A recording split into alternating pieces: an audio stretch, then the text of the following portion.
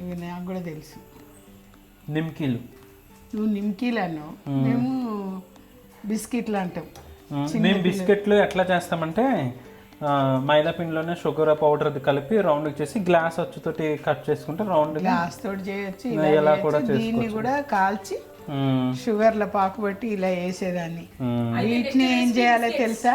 Next recipe biscuits. Biscuits కాదు, ఇప్పుడు ఇట్లా చేసి పూరీ చేయాలి.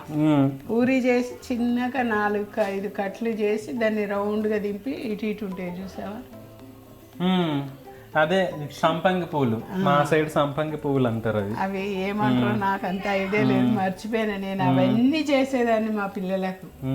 ఒక వారం గర్జలు, ఒక వారం అవి, ఒక వారము గవ్వలు, ఒక వారం మురుకులు, ఒక వారం చెక్కలు, ఒక వారం లడ్డూలు.